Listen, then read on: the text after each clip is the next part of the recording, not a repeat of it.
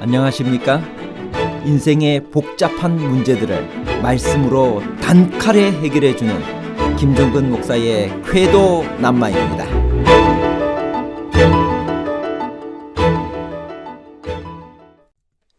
바울이 디모데후서를 쓴 것은 언제인가요?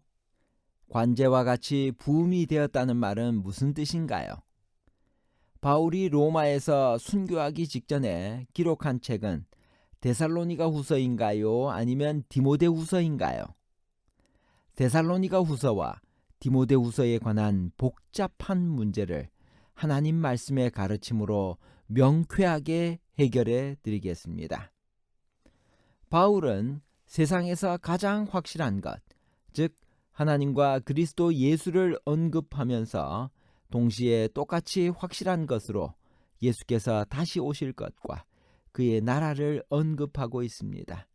주의 재림이 그만큼 확실하다면 오늘 우리는 재림을 위하여 어떻게 준비하고 살아야 하나요?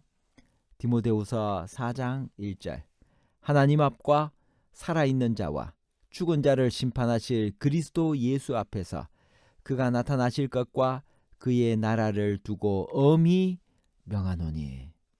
바울은 여기서 젊은 동역자 디모데에게 마지막 호소를 시작합니다. 이 장은 가슴의 언으로 가득 차 있습니다. 바울은 개인적 갈보리에 직면해 있으나 의기양양한 심정입니다. 그의 용기와 결연한 의지에 초점이 맞추어집니다.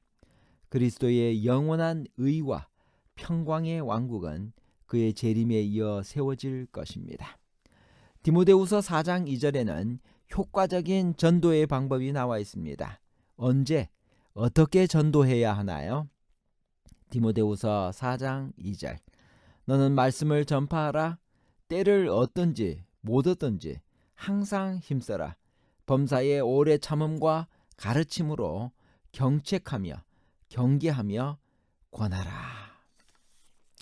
말씀을 전파라는 표현은 매일매일 유혹에 직면하고 삶의 문제를 해결해야 하는 남녀들을 돕기 위해 계획된 내용을 제시합니다. 이 명령은 모든 경솔함과 부정확한 해설에 근거한 기발한 모든 해석과 모든 경박한 주제를 배격합니다. 성령은 교역자가 진리를 전달하려고 노력할 때에만 협력할 것입니다. 하나님의 전령으로서 교역자는 오직 말씀만을 전파해야 합니다. 그렇지 않으면 그는 속이는 자입니다. 바울은 이야기하기를 때를 얻든지 못 얻든지, 즉 전파하는 일이 용이하든지 불리하든지 간에 복음은 사람들이 그것을 깨닫든지 깨닫지 못하든지 항상 필요한 것입니다. 복음 전도자의 자세 세 가지는 무엇인가요? 디모데후서 4장 5절 그러나 너는 모든 일에 신중하여 고난을 받으며 전도자의 일을 하며 내 직무를 다하라. 신중하라. 어려움을 견디라. 전도인의 직무, 즉 다른 사람을 위한 봉사를 하라라고 권면하고 있습니다. 디모데후서 4장 6절에서 9절에는 바울이 그의 마지막이 가까워 온 것을 알고 유언을 말하고 있다는 것을 암시하는 구절들이 있습니다. 바울의 심경이 어떠했을까요? 디모데후서는 언제 썼나요? 디모데후서 4장 6절에서 9절입니다. 전제와 같이 내가 벌써 부어지고 나의 떠날 시간이 가까웠도다. 나는 선한 싸움을 싸우고 나의 달려갈 길을 마치고 믿음을 지켰으니 이제 후로는 나를 위하여 의의 면류관이 예비되었으므로 주 곧 의로우신 재판장이 그날에 내게 주실 것이며 내게만 아니라 주의 나타나심을 사모하는 모든 자에게 도니라. 너는 어서 속히 내게로 오라. 디모데후서는 바울이 디모데에게 보낸 두 번째 편지이며 바울 서신 14권 중 가장 나중에 쓰여진 서신입니다. 마지막으로 투옥되어 로마의 감옥에서 죽음을 예감한 바울이 유언처럼 작성한 편지가 바로 디모데후서입니다. 본서의 기록 연대는 본문에서 추론할 수가 있습니다.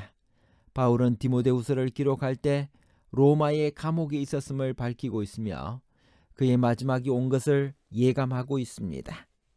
바울은 또한 그가 감옥에 갇히기 얼마 전에 드로아와 밀레도에 갔었다고 말하고 있는데 이것은 사도행전에는 나오지 않는 여행으로서 그가 두 번째 투옥된 AD 66년 가을에 기록했을 것이라는 추측을 가능케 합니다. 바울의 2차 투옥설에 의하면 폭군 네로에 의해서 뜻밖에도 석박된 바울은 가고 싶었던 서바나를 여행하면서 전도하고 마게도냐와 소아시아 지역을 다시 한번 방문했습니다. 디모데와 디도가 그를 수행했으며 바울은 디모데를 에베소에 남겨두고 디도는 그레데에 남겨두어 목회 활동을 하도록 하고 본인은 여러 지역을 돌아보면서 여행하다가 디모데전서와 디도서를 기록해 보낸 것으로 생각됩니다. 니고볼리에서 과동하고 있었던 어느 날 그는 다시 체포되어 로마로 압송되었을 것입니다. 지난번에는 셋집에 머물면서 비교적 자유로이 사람들을 만나는 호의를 누렸지만 이번은 사정이 달랐습니다. 그는 중죄인으로서 로마의 토굴에 갇혔고 죽음을 예감한 바울은 유언처럼 이 마지막 편지를 적어 그의 사랑하는 제자에게 보냈습니다. 따라서 디모데전서가 목회적 서신인데 비하여 디모데후서는 개인적 서신의 성격이 강합니다. 디모데후서에는 디모데를 보고 싶어하는 바울 개인의 감정이며 디모데 개인의 가족 이야기며 바울과 디모데의 인연들로 거론되어 있고 개인적인 권면이 주류를 이루고 있습니다. 그 권면들은 오늘날의 우리들에게도 다 적용되는 것들이면 물론입니다. 관제란 전제라고도 하며 바치는 제물 위에 포도즙을 붓는 것을 말합니다. 제사의 희생제물이 수송아지이면 반 흰을 드리고 순양이면 3분의 1 흰, 어린 양이면 4분의 1 흰을 붓습니다. 관제는 성도들이 하나님께 완전히 헌신하는 것을 의미하는데 여기서는 바울 자신의 순교를 상징하는 말로 쓰이고 있습니다. 벌써 부음이 되고 했는데 헬라어로는 스펜도라고 합니다. 관제를 드리다. 이것은 도덕적으로 빛나는 말입니다. 그에게서 자기 연민의 모습은 엿볼 수 없고 무자비한 고초로 인한 슬픔도 찾아볼 수가 없습니다. 떠날이라는 말은 헬라어로 아날리시스라고 하는데 텐트를 해체할 때 텐트의 끈을 푸는 것이나 항해를 준비하기 위해 묶어있던 밧줄을 푸는 것을 말합니다. 바울은 자신이 처형당할 것을 예상하면서 죽음을 야영을 철수하는 것이나 항구에서 배가 떠나는 것에 비유하며 말하고 있습니다. 나의 달려갈 길, 즉 하나님께서 바울에게 지정하신 삶의 여정입니다. 바울은 하나님이 그를 위해 세우신 계획을 완수했습니다. 그는 게으르거나 머뭇거리지 않고 주어진 모든 도전, 심지어 사형도 그리스도인의 쾌활함과 단호함으로 맞섰습니다. 개인의 믿음은 하나님의 말씀에 충실하는 것에 달려 있습니다. 모든 그리스도인은 성경의 원칙들을 개인적으로 나타냄으로써 믿음을 지킬 것입니다. 그리스도인의 개인적 믿음의 진실성은 그가 이 원칙을 반사하는 범위로 측정되어집니다. 기원 후 63년경 네로에 의해 무죄 석방을 받고 67년경 로마로 다시 잡혀와 순교할 때까지 바울의 행적은 어떻게 되나요? 디모데후서 4장 22절 나는 주께서 내 심령에 함께 계시기를 바라노니 은혜가 너희와 함께 있을지어다. 결론입니다. 첫 번째, 디모데후서는 바울이 로마에서 순교하기 직전 AD 67년경 사랑하는 제자 디모데에게 유언처럼 기록한 바울의 마지막 편지입니다. 둘째, 우리는 여기서 사랑하는 제자요 목회 후배인 디모데에 대한 바울의 절절한 사랑과 그의 파란만장한 일생을 정리하면서 주께서 오시는 그날을 그리워하는 바울의 모습을 볼 수 있습니다.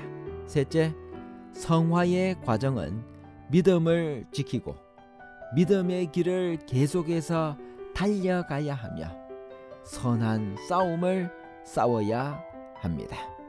바로 이러한 사도 바울의 경험이, 성화의 경험이 우리 모두의 경험이 되어야